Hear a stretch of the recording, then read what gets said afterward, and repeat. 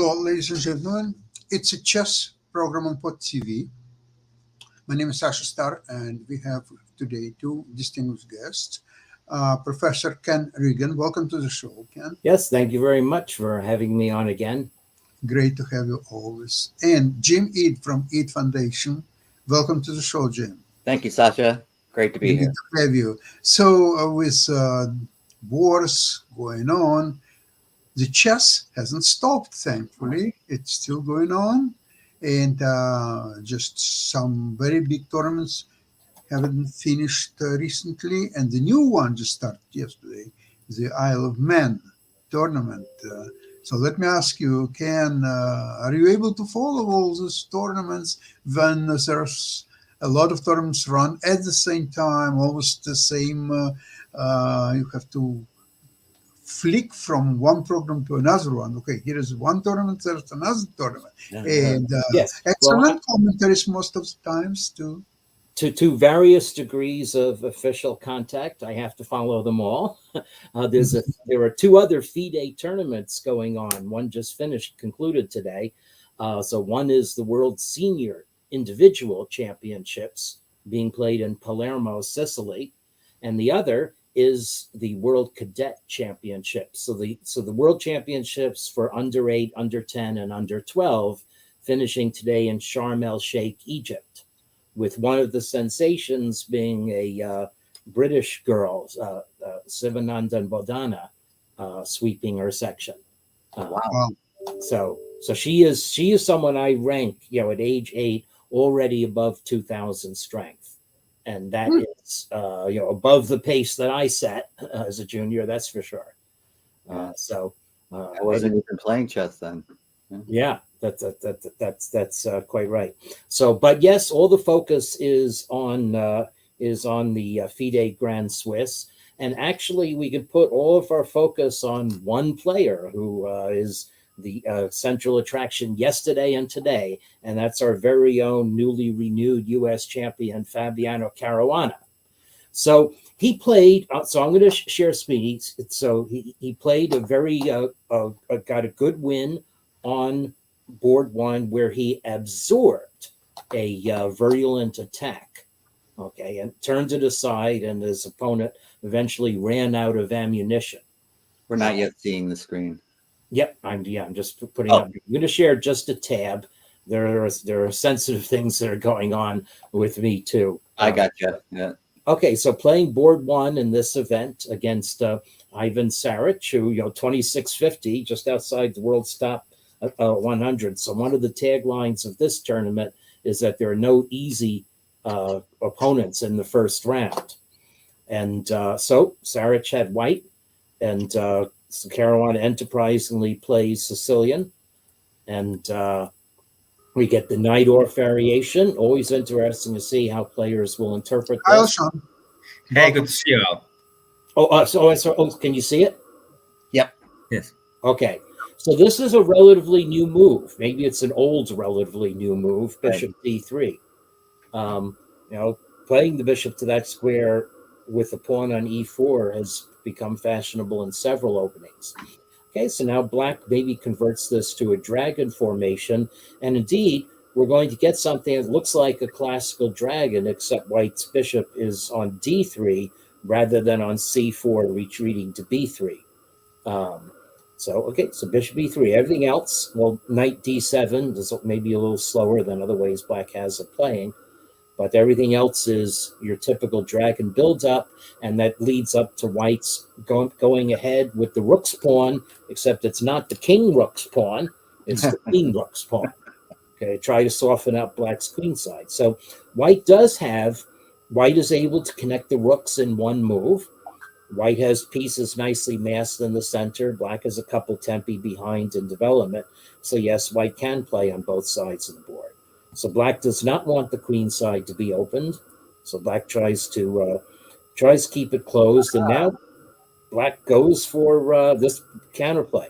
So D5 is the golden move to get in dragon and sometimes Najdorf type positions. And it was one of the reasons you would play bishop to C4 was to continue to control D5 and prevent that D5 move. So it seems to me like a well-timed move. I don't know, on what you think. Yeah, it does, except that White's bishop on e3, even if it would be attacked by the knight, has a place to go. Okay, but it's also should be notable, and someone who studies the openings deeply, that the engine is already saying black is ahead. Okay, Wow. so black captures on h6. Now this is a little unusual. Usually it would be just automatic to castle, so that when white takes your bishop, you take back with the king and you've castled. Now white's queen prevents castling. Okay, but there are obviously ways in which black is seen further ahead, and one of them is that black calculates that he will be able to fix white's center instead of white being able to exploit the lead in development and the fact that black's king will be in the center and open it. So black captures, and white captures with the bishop. Now this is really funny. You might expect that white should capture with the pawn, but the fact is the bishop doesn't have much prospect sitting behind a pawn that black is able to blockade. Another fact is that with white's knight on e2, it's not on f3 controlling the blockading square.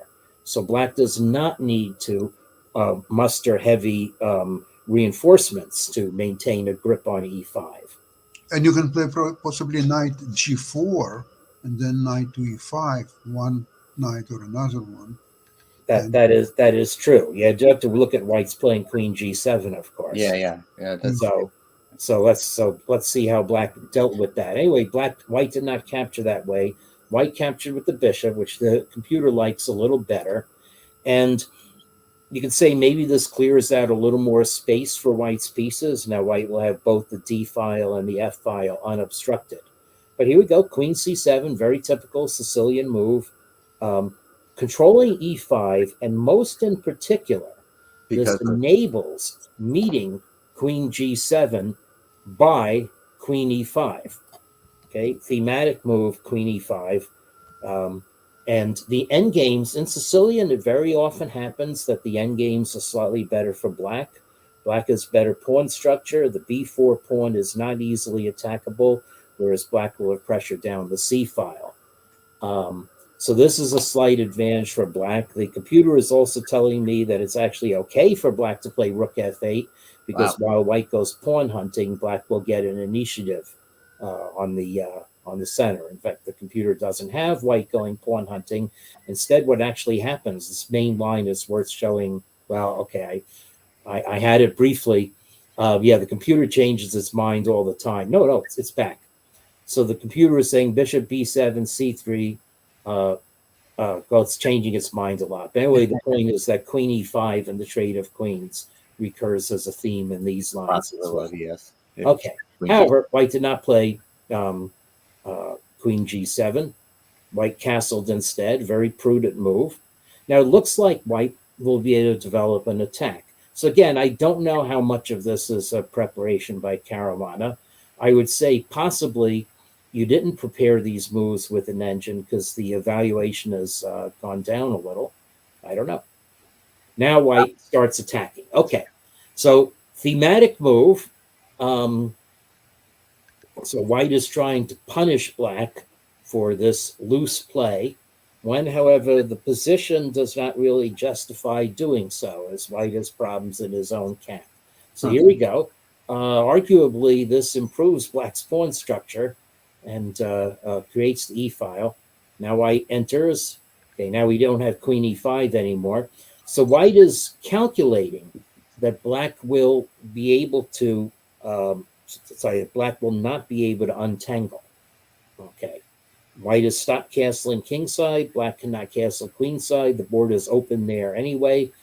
White can hopefully bring these knights into the game. D5 would be a great square for a knight. Yeah, and white wants to get rid of his e-pawn, but he can't. Yeah, that's right. Would like to get rid of playing e to e4 off the board would be a winning move in this position, undoubtedly. And white is somewhat justified in that even though white's not threatening anything, so black seemingly has a fairly large choice of moves. And for instance, queen c5 pinning the knight. is, a somewhat tempting move, but that already gives white Yeah, a I large don't like it. advantage. Yeah. Okay, and so it gives white time to bring in the knight to keep the advantage, and that is to develop the bishop and actually guard the d5 square, and that is the move that Caruana played. So white comes in, but now, so let's see again, queen d8. How accurate did that have to be? The answer is rook d8 would have been just as good about. But again, queen c5 gives away the advantage. And when you give away an advantage, according to the computer, in a position where you're material ahead, like the exchange ahead, it actually spells trouble. I think it means the tactics are going against you. But Caruana plays this beautifully accurate move, queen d8, which not only hits the queen on f6 for inviting a trade, but also hits the knight on d4 and allows black to redeploy the queen, because now queen e5 check is answered by queen e7. And again, white is to do something that white doesn't necessarily want to do. And the queen goes all the way over to a5. That's actually the only square for the queen. Amazingly enough. Yeah. Yeah. Okay, so now black plays rook c8, and black is saying, well, thanks to your isolated e-pawn, I can keep my king in the center. And here comes the typical Sicilian counterplay. Okay, and the typical Sicilian counterplay is going to work. So white actually missteps here. Queen b6 is the move to stay in the game. The engine evaluations change a lot. They're not at low depth 21. They're not really all that reliable. It's a problem I have. It is a big mistake, actually.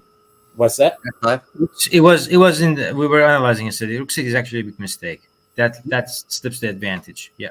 Okay, so rook c8 is actually a mistake, and black should play queen d6. Hitting rook d8 is the strongest move. Rook d8. Okay, great.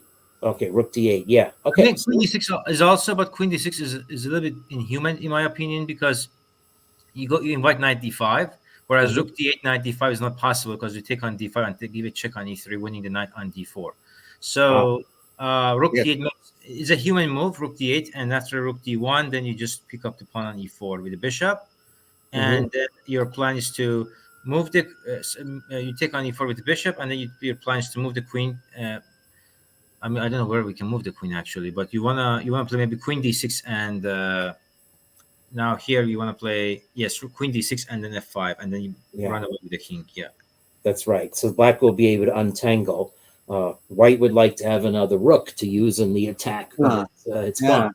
Yeah, so this is actually really a problem of not enough rooks for white, despite the fact of two open files. Yeah, and you're even threatening bishop takes c2. And seems like white's king begins to feel the heat. Right. It's not entirely clear, but it does seem like black is winning, and rook d8 seems like a natural move to play. Yeah. I would say it's that easy because it looks like that you really don't want to take on e4. I think the way Caruana finished the game, it suggests that he wasn't very much into taking on e4 with any of the pieces, and he because later on he played f5, f takes e4, and that shows that he really wanted just to have a pawn there or not even grab the pawn on e4. So I don't think it's that natural to think about you take on e4 and open the e file. So and I can see that. Intuitively, that doesn't seem like a human move to think about taking on e4 with a piece. Yeah, you're asking for it, and just without calculating, you're thinking that's dangerous. Yeah. Yeah, I mean, to me, I'm no expert on cheating, but when someone would think about here going for taking on e4 with a piece here, not a very strong. If a GM would do that, actually, it would be sound like a red flag to me, because why would a GM think about taking on e4? If someone 2100, I would say, okay, they're not being so careful about their king. But if someone like a GM would tell me that, oh, obviously I have to take on e4 with a piece, that would be it feels like a red flag to me. Yeah, it's an interesting observation. I say, Elshan, welcome to the show. Thanks. And rook c8 anyway is evidence that you're not playing with the engine. So I would have played rook c8 too. Yeah. So white played what is somewhat a defensive move to try to keep black from exchanging things on c5. Maybe white was worried about rook c5. So now here we go. Well, because this now just ties into what you said, because we are now opening the path to our king. But we are calculating that black's rooks will make better use of semi-open files than white can make use of open files. And then knight f4 is just a misstep. Yeah. So white should have taken pawn to get back into it as far as the engine's concerned. Well, not really. And queen takes b4, trading queens removes a lot of black's worries. So I would say maybe the most dangerous move would be rook e4. And it needs rook e1, and it needs to be examined a little carefully why this is okay. But I guess the point is that now with f pawn anchoring e4, it's perfectly okay for black to take it with a piece. So f5, very dynamic move, and probably Caruana used a lot of time on it. I have to check the game record. Yeah, it was not an instinctive move for me. Yeah. But obviously the knight d3 back to f4, that can't be right. Yeah. I mean, hoping maybe that e6 is a key entry square, and we'll see at the end of the game that white uses it. But now black is just able to cut down white's army. Okay, here comes the knight into e6. Now this is very pretty. We just ignore the attack on the rook because we could take on d4 with check. And now white is staring down trouble. Black is threatening queen f2 check and queen f1 and mate next move. Right. So white made luft for the king, which is not what you want to be doing when you're attacking. Right. And now black took charge of the rook. White played here, trying to get some action on the e file, but that's forlorn. Yeah. And so what was it doing? It just gave away a rook. Maybe white was in time pressure, hoping one last attack on the queen, but black simply parries it. Yeah. And one of these moves that's the end of the game. So white gave up. Rook and knight exchange, and the rook down at the end. Yeah. So very much a well-contained game by Fabiano. Any other remark on it? Yeah, it was gutsy. I would say, the e-file potentially being opened would have made me nervous.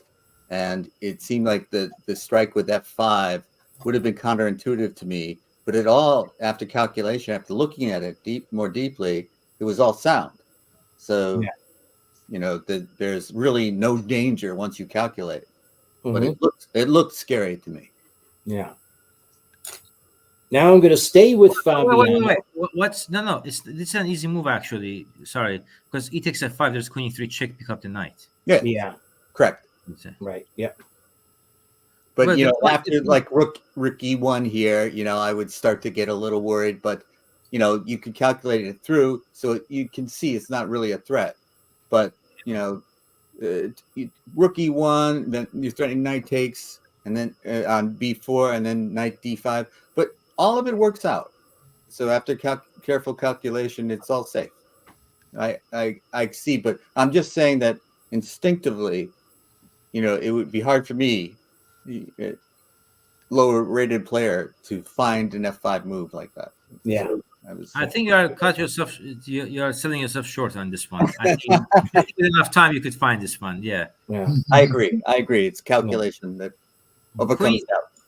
Yeah, queen to e7, the queen maneuver, queen d8, queen e7 was the key idea for black. That was a hard one to find. Right. This was very and the fact that it cuts white, it allows the a5 square, which black was previously covering, but it's the only place white's queen can go. Yeah, and white didn't want the queen on a5. Yeah, obviously, but you can't exchange now because you don't have enough material to win. So black is winning any kind of if the queens come off the board. So the rook takes f6 was uncalled for. I mean, the whole white's concept was white was feeling so jittery the entire time. Yeah, I think so. I think the rook takes f6 was premature.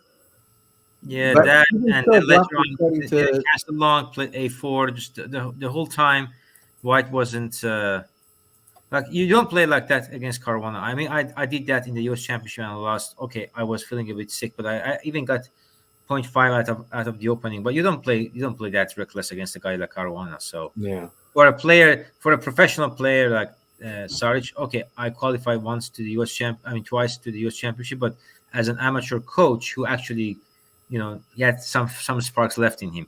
But for a pro, knowing Caruana playing like that against him, that is really reckless. The way Yeah. On the other hand, what's the psychology of playing the engine's move and now black takes your queen? And the point is that now, okay, you might be equal, but you have a joyless existence as white. Well, actually, maybe e5 gives white a little thing to play for.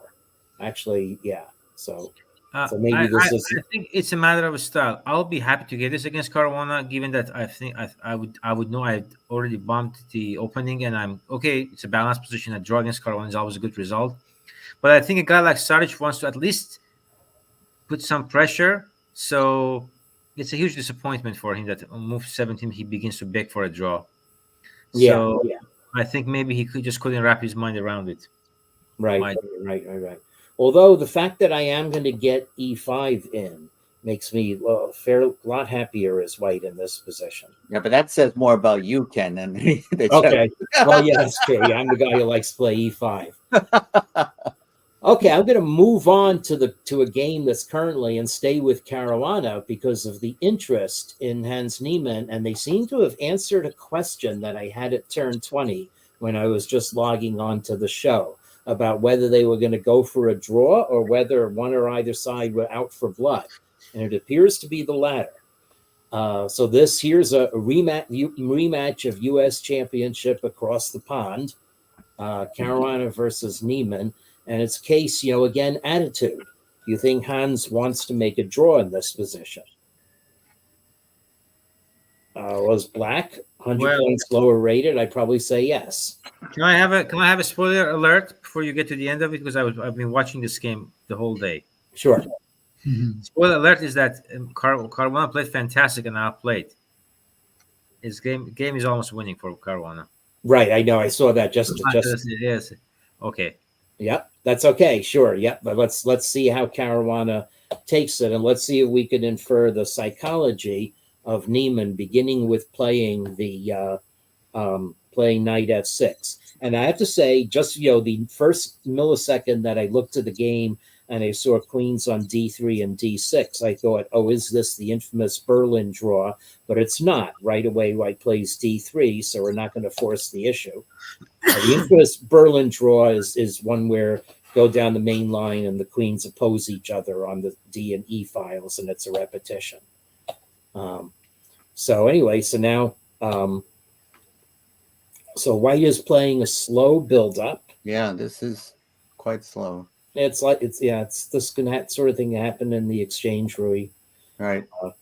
More generally. So I plays e3, black plays bishop to d6. I probably would have played bishop b6 reflexively, but I guess it's good to overprotect e5 so you can do other things. Overprotecting e5 again, boy, he knows his Nimzovich. Actually, he's bringing the knight to f8. So it's very clear. I knew that would be the next move. And here we go. Now we're overprotecting e5 again. The knight has prospects on g6. This is obviously fine for black, but it's a matter of strategy. So now Caruana decides to force the issue. We're going to have an isolated e-pawn again, maybe. Well, yeah. Let's see. Oh, I'm sorry. That's not right. It's the f-pawn. What am I saying? Okay, so d5. I was silly. So lots of interesting positional play. Now white is the better position. Now this looks like a Najdorf Sicilian with pieces on funny squares. This went from a position I thought black was fine to one there I think that white is clearly better. I'm not sure how that happened so quickly. Yeah, but here's the next thing too. Black is able to optically solve the problem of the d5 square, which is why I thought this was drawish at turn 20. So the first thing, black's knight controls d5 and white's bishop does not. Right. And there we go, d5. This should be equals. but it's not. So now white plays rook fd1. This is where I saw the queens and thought, oh, is this a Berlin draw? No, obviously without taking in the rest of the board. It was just the first nanosecond of looking at the game. And now here's the interesting thing. Neither side decides to exchange queens. So black could have traded queens in this position here. And let's see how much of a disadvantage black would have had to accept by that means. Well, Elshan, you wrote a book about exchanging. Yeah. And I No. wondered Changing? No, I don't think so. That's not me. Benjamin. Oh yeah, well, yeah. See, that's true. Later in the game, all right, but you did write this one. I did write the Sherlock's method. Yes, is that Sherlock. Okay, Sherlock's method. Okay, very good. Yeah, okay. I have another one of yours. I thought it was about when to exchange. But I have another one with I co-author with Al Lawrence. That is we use Sun Tzu's terms in chess, so we call it chess and art of war. So we kind of see that where the terms he introduced in his Word of Wisdom, Art of War actually applies in chess or other way around. Yeah. And as I am biased toward chess, you can apply chess to war, but not war to chess. So keeping this elementary, white will not trade queens in this position because black would retake with the knight, hit white's bishop, and have a little initiative, and the situation on the center files would, if anything, favor black. But let me ask you this, because what I'm thinking is that all endings favor white. Exactly. Okay. Yes, that's all ending favors white. So you see, here's the thing: if white's pawns were on f3 and g3, I would have taken on d5. Actually, you should take on d5 then. So if you look at his position, so white has a very nice structure on the king side. His king is very safe. So keeping the queen on the board actually works for white. But if white's pawns were on f3 and g3, then his king was weak. So trading queens would actually work for white, then, because you could drop the bishop back to f2 and start pushing his majority on the queen side. So it very much has to do with the pawn structure, whether we should take or not. Mm-hmm. That's also true. So black does not want to trade because that would concede white control of the d file. So black challenges for the d file. And now, does white want to trade? Well, it's the same thing. Black's knight would come in with some initiative. So white now retreats the queen and says, black, we're going to play a middle game. And here we go, queen g4, putting a little pressure on black's king side. And queen a6, already a misstep according to the engine. So what did what did black miss? So this is really interesting. So the engine says black should huddle up with queen c7, or could have played queen b5, and it's not as bad as queen a6, even though it looks like a similarly motivated move. So this move looks like it's thinking about stopping bishop h6 by white and covering up the queen side. But now the flaw in this is that it is actually advantageous to white to trade not the queens, but all the rooks. And so the problem is if black just goes into this trade, well, now the punishment for black is not made luft. Yes. And white is going to penetrate to either d8 or d7. Black cannot cover both squares the way a queen on c7 would. Exactly. And maybe if black's queen were on b5, you could play queen e8 and give up the a pawn. I don't know. All right, maybe you get enough. Yeah, queen c7 it seems like it would have been clearly better. Yeah. So Niemann realized here. So this is the ultimate in a come down move. Now the engine wants black to play queen a5, just giving up the a pawn. Right, we'll trade rooks and then capture the a pawn. Your pawn ahead. Right. But then 3 versus 1 on the queen side looks juicy. Yeah. But Niemann just, very stubbornly had to shrink and over defend the a pawn, and now has given white not only the d file but an extra tempo. Everything white wants now. Everything white wants, and that is in fact the current situation in the game. So in fact, Niemann spent quite a lot of time on rook a8, given that the game was in this position when I. But you could put the rook someplace else without, and then it's the a pawn's not threatened. I'm not sure why. why is he overprotecting? He's taking Nimzovich too far, overprotecting the A pawn. Yeah, well, He cannot protect the A pawn anyways. It's not overprotecting. He's trying just to lose material. If you take on D1, you have to move your queen to defend the back rank, Yeah, which yeah. leads to losing the pawn on A7. So No, move the rook to E8. I Move mean, yeah, so rook D8. E8. Yeah, Queen D7, Queen D7 is the problem. yeah. I think. Queen D7 is just winning a piece. yeah. Queen D7's. Yeah. Yeah. Okay.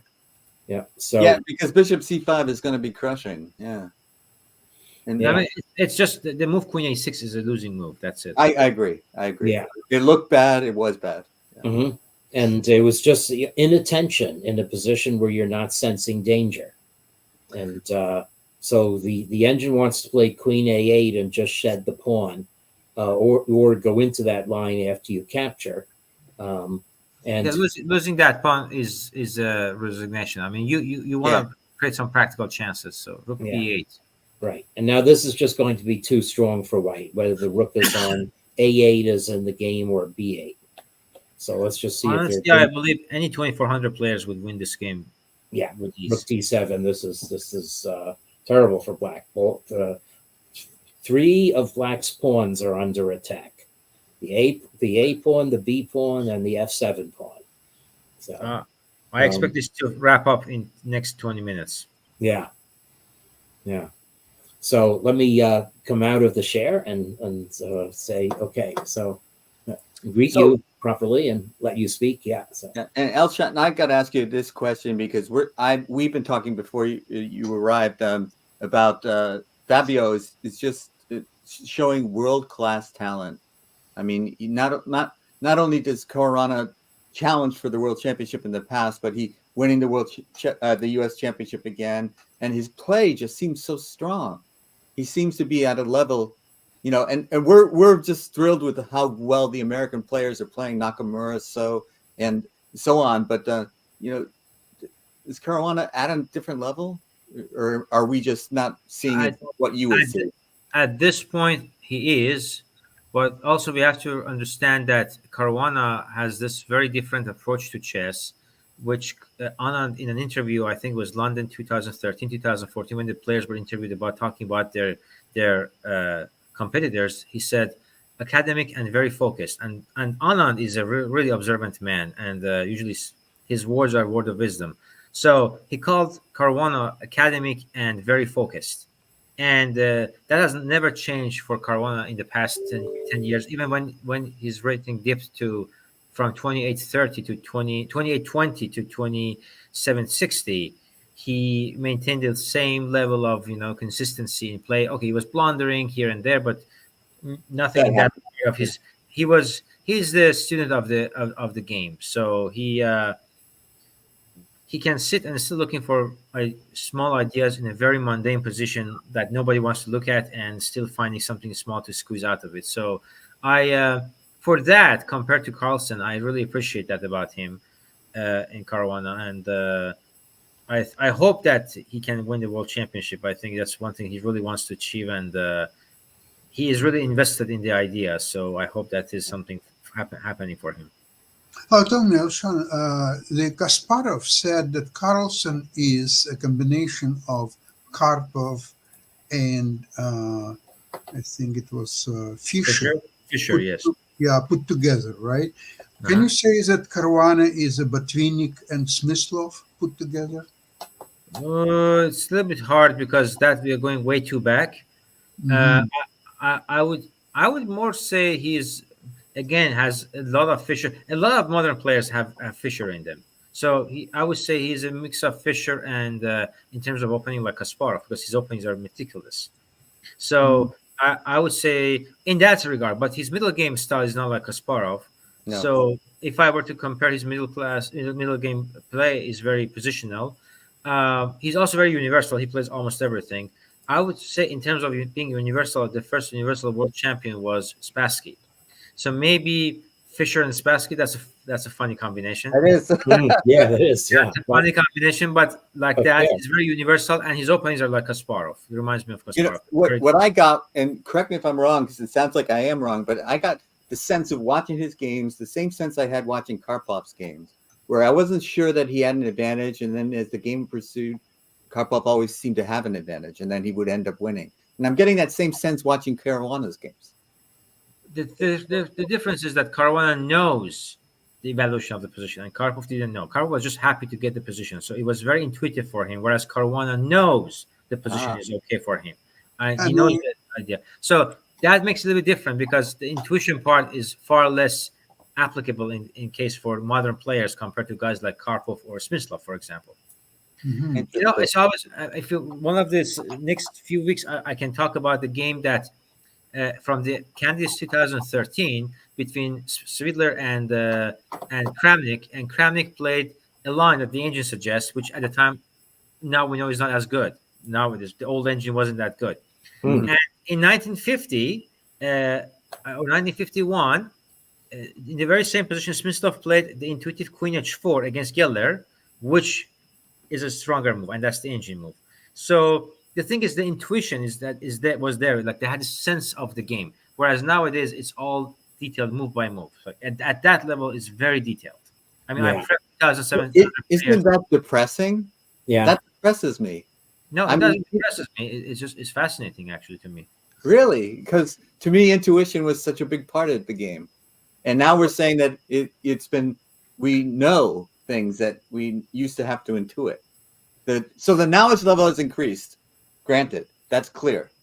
And I think you have to clarify what means intuition, because some people believe it's a combination of your experience, of your knowledge, and this what allows you to arrive at the right solution. So it's not coming like from the sky and you don't know. I would like to admit that I'm impressed that Caruana, in my opinion, he substantially improved his psychological readiness for playing for a win. I think it wasn't evident a few years ago. He was very strong, of course, but if things didn't click, okay, so he would be settling for a draw. Sometimes he was losing a few games here and there, although very seldom, I must admit. Just take his match against Carlson, where he didn't lose even a single game.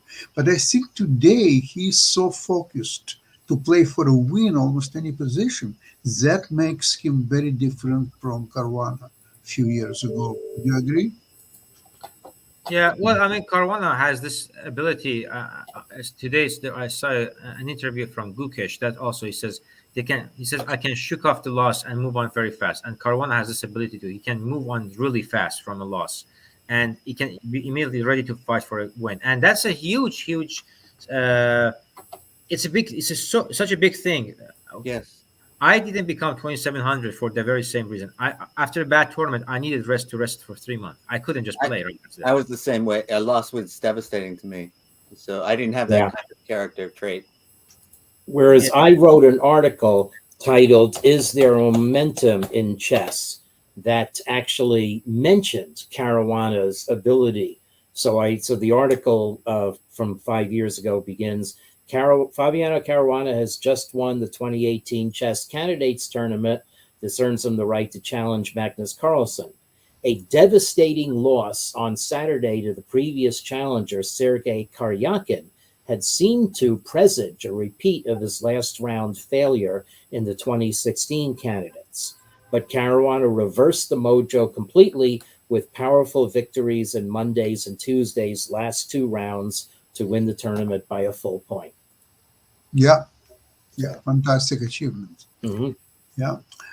Okay, guys, we have very interesting analysis today and games. Yes. Thank you so much to all of you, and I hope we'll get together next week, same place, same time. Okay, Thank you great so much. seeing you three. Have Yep. a great Good week. to see you again, Alston. Okay. Thanks so Bye-bye. much. Thank you. Thank Bye bye. Bye bye.